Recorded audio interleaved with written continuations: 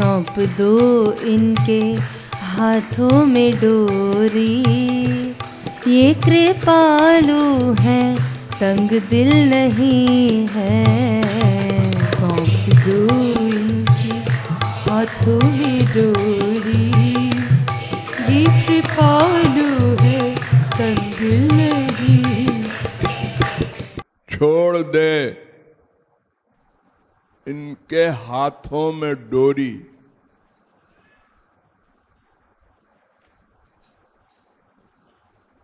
बस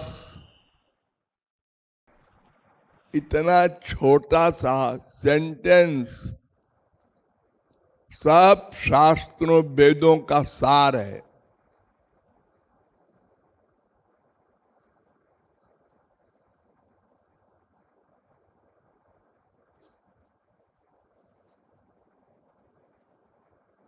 गीता, भागवत, रामायण सब इसी में है।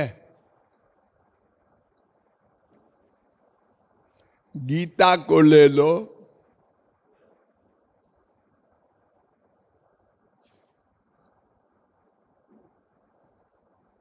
अर्जुन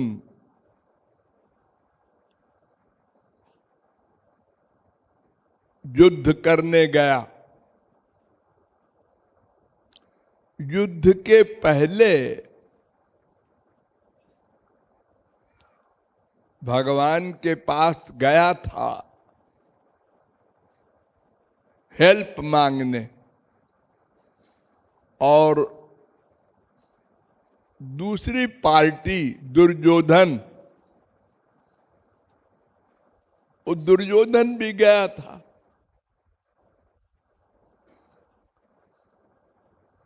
दोनों रिश्तेदार थे श्री कृष्ण के।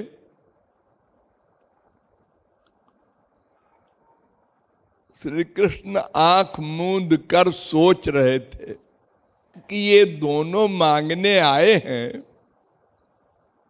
अब मैं किसको दूं?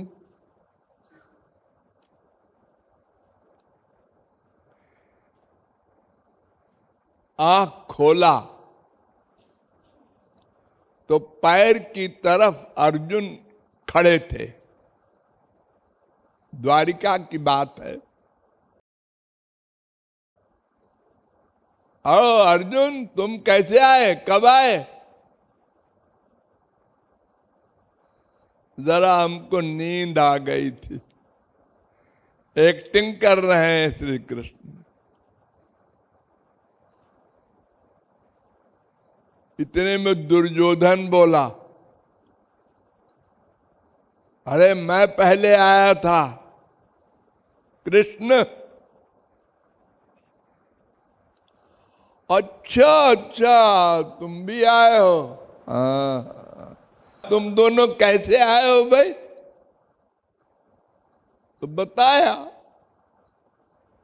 कि युद्ध होने जा रहा है, तो हम लोग हेल्प के लिए आए हैं। तो अब हेल्प के लिए आए हैं का मतलब तो ये हुआ कि हमारी हेल्प करो, दुश्मन की ना करो। ये बात दोनों कहेंगे। तो भगवान ने बड़ी चालाकी की, उन दोनों के बोलने के पहले शर्त रख दी, और उसी में परीक्षा भी थी। भगवान ने कहा, देखो भाई, एक पार्टी में तो मैं रहूंगा बिना हथियार के, हथियार नहीं पकड़ूंगा, चलाने की कौन कहे।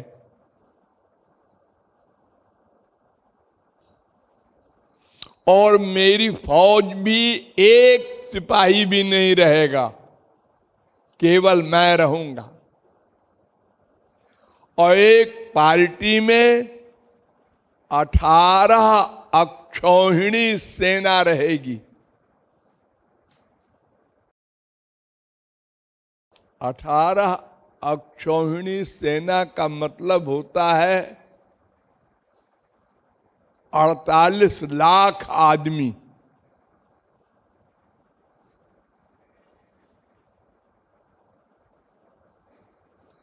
उसमें 4 लाख हाथी हैं, 4 लाख घोड़े हैं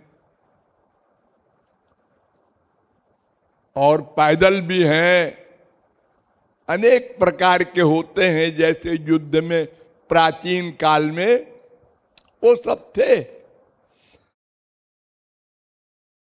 तो भाई तुम दोनों में जिसको जो लेना हो बोलो। तो दुर्योधन पहले बोल पड़ा। उसने कहा मैं फौज लूंगा।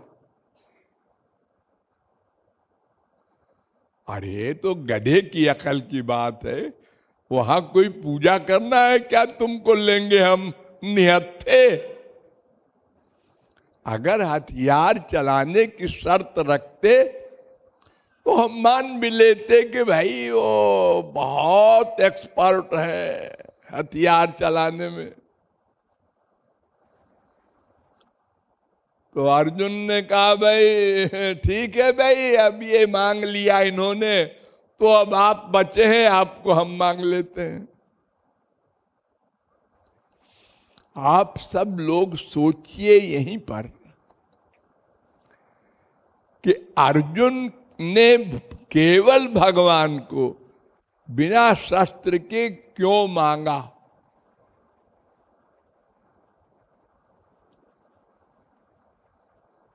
अरे घोर मूर्ख भी कोई हो तो कहेगा कि महाराज ये कौन सा बंटवारा है आपका, आप किसी तरफ मत रहिए।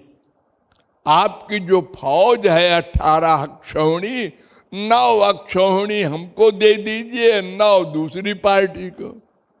ये न्याय है? आप तो न्यायाधीश हैं, ऐसे फैसला कर दीजिए। ये कौन सा जजमेंट है? निहत्थे आप रहेंगे। अर्जुन ने ऐसा नहीं कहा। अर्जुन ने कहा मैं आपको लूंगा। तो इसका मतलब यह है कि अर्जुन को पता था श्री कृष्ण कौन है, भगवान है। ये पता था कि जहां भगवान रहेंगे वहीं विजय होगी। भगवान के आगे 18 अक्षौहिणी क्या, करोड़ अक्षौहिणी भी हो।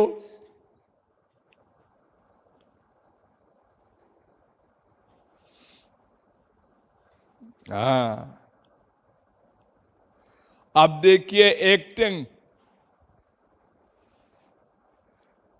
चले गए दोनों अपने अपने तैयारी करने युद्ध की। तो पांडवों के पक्ष में छोटी सी फौज थी और कौरवों के पक्ष में बहुत बड़ी फौज।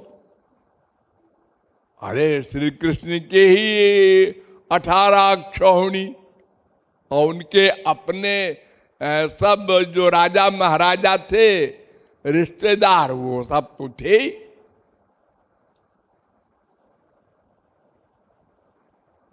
अर्जुन ने कहा सेनयोर उभयोर मध्य रथम स्थापय मेच्युत। गीता शुरू हुई, पहले अध्याय का 21वां श्लोक। कृष्ण रथ को दोनों सेनाओं के बीच में खड़ा करो ताकि मैं देखूं कि किससे युद्ध करना है। अब देखिए आप लोग यहीं पर ये कितना गलत है। तुमको पता नहीं किससे युद्ध करना है। अरे तुमको यही नहीं पता है किससे युद्ध करना है?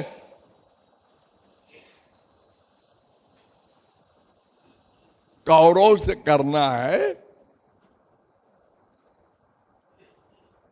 खैर श्री कृष्ण तो आज्ञा पालन करना था उनको, क्योंकि वो तो ड्राइवर बन के आए थे।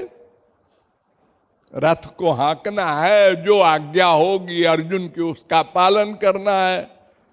जिस समय जो कहेंगे, भगाओ, बाएं करो, राइट, डाउन करो, जिस समय जो शासन देंगे अर्जुन, वो श्री कृष्ण को मानना पड़ेगा। आई सर्वेंट। खड़ा किया रथ, देखा ये हमारे पितामह हैं, ये अंकल हैं, ये फंकल हैं, तमाम सब रिश्तेदार हैं, बड़े बड़े पूज्य हैं, और गुरु जी भी हैं हमारे इसमें, द्रोणाचार्य जिन्होंने दिखाई वो भी है दुश्मनों में। इन सबको मारना है। सोचा अगर इन सबको मैं मार दूंगा तो इनकी स्त्रियां विधवा होंगी।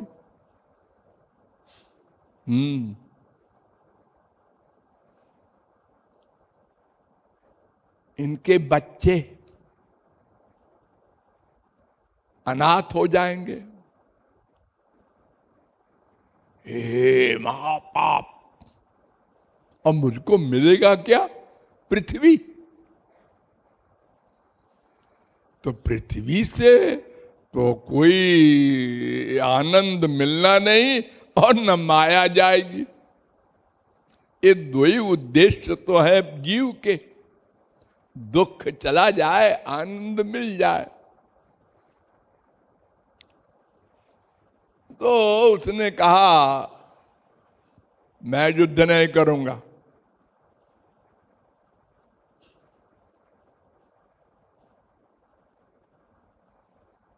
बताइए ऐसी पोजीशन में श्री कृष्ण का क्या हाल हुआ होगा? वो क्या बोले, अरे तूने हमको मांगा था निहत्था, तब तो तुझे ज्ञान था कि मैं भगवान हूं, अब क्या हो गया है? मेरा भरोसा ही नहीं रहा तुझको।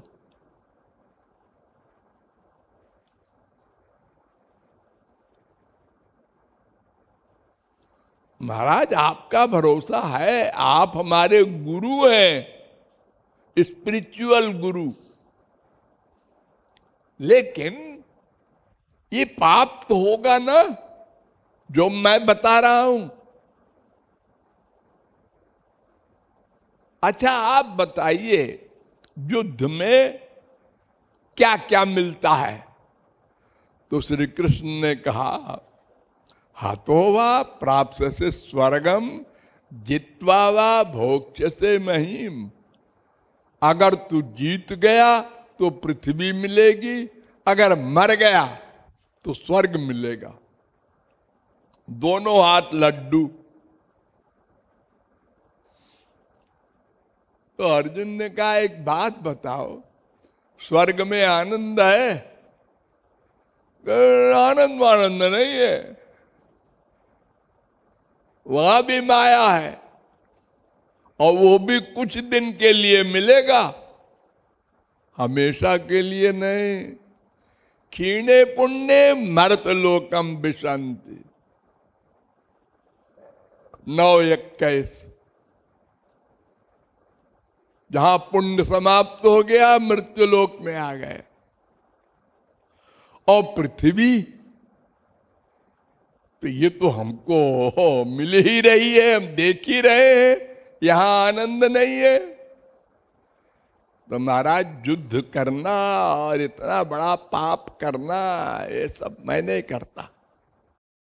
मुझे नहीं चाहिए स्वर्ग, नहीं चाहिए पृथ्वी। तो अब भगवान ने बड़ा लंबा चौड़ा लेक्चर दिया, वेदांत न्याय सांख्य मीमांसा पातंजल वैशेषिक सब दर्शन शास्त्रों को गीता में इसलिए किया कि संसार भर को एक ही बुक में 700 श्लोक में सब शास्त्र वेद मिल जाए।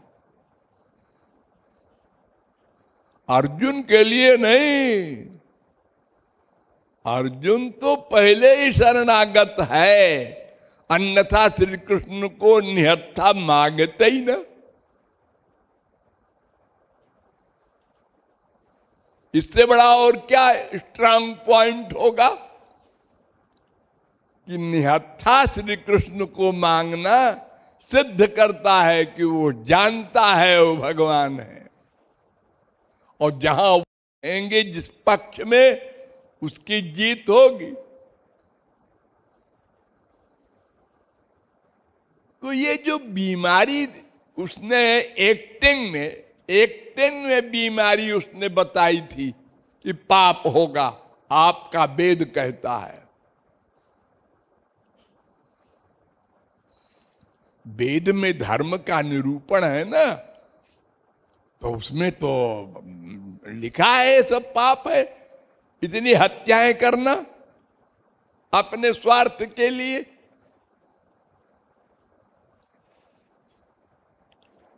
तो भगवान ने कहा कि देखो ऐसा है कि हत्या करना क्या, हत्या की सोचना भी पाप है, ये फैक्ट है। लेकिन आतताई को मारना पाप नहीं है। ये सब कौरव आतताई है, पापात्मा है।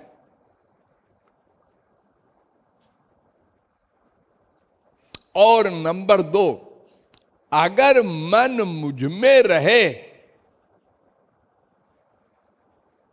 और तू मर्डर कर तो पाप नहीं लगेगा। पाप पुण्य अटैचमेंट से संबंध रखता है। दुश्मनी से मारा ये पाप,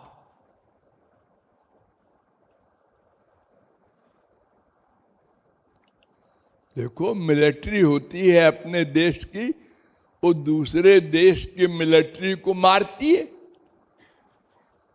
जितना अधिक मारे, जितने बड़े ऑफिसर को मारे, और महावीर चक्र मिलेगा। और खुले आम वो कहता है मेरी गोली से मरा है उनका ब्रिगेडियर।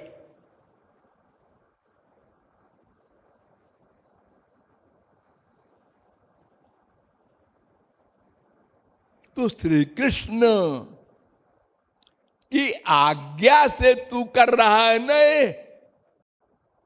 तेरी पर्सनल तेरा इंटरेस्ट नहीं। तू कहता है मुझे पृथ्वी नहीं चाहिए, स्वर्ग नहीं चाहिए, तो तू बस गुरु की आज्ञा का पालन करके मर्डर कर। तो ये अन्याय करने वाले खत्म हो जाएंगे, तो अन्याय खत्म होगा, पाप समाप्त होगा। तो तू जो बुद्धि लगा रहा है कि पाप होगा, तो पाप तब होता है जब उसकी मंशा हो। मंशा के बिना पाप पुण्य नहीं हुआ करता। रोज मरा करते हैं लोग एक्सीडेंट में। अगर साबित हो जाए कोर्ट में ड्राइवर भी ठीक था, नशे में नहीं था, ब्रेक भी ठीक है, साइड भी ठीक है, जबरदस्ती आके गाड़ी के आगे पड़ गया, मर गया, तो सजा नहीं होती। मंशा,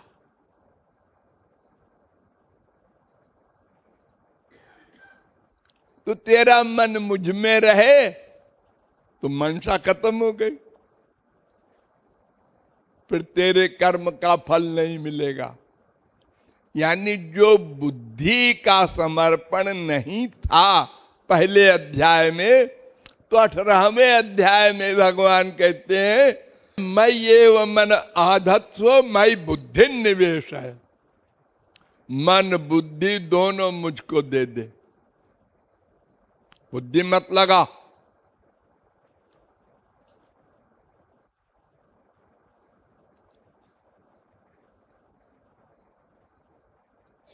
ये शरणागति है, बुद्धि के तो मेन शरणागति है। ये बुद्धि ने तो हमारे अनंत जन्म बिगाड़े हैं, अनंत जगत गुरु मिले, लेकिन हमारी बुद्धि ने उनकी शरणागति नहीं की या कम की। कुछ तेरी कुछ मेरी, ऐसी शरणागति है। कुछ तो गुरु जी की मान लिया, कुछ अपनी अकल लगा दिया, इसलिए गड़बड़ हो गई। तो तू जो अपनी अकल लगा रहा है पाप पाप, तो अहं त्वाम सर्व पापेभ्यो मोक्षयिष्यामि। पाप तब लगता है जब भक्ति रहित कर्म करे। तू मन मुझ में लगा दे, ये भक्ति हो गई। अब तू मर्डर कर तो कर्म कर्म नहीं है, एक्टिंग है, उसमें मनसा नहीं है तेरी, क्योंकि मनसा करने वाला मन मेरे पास है।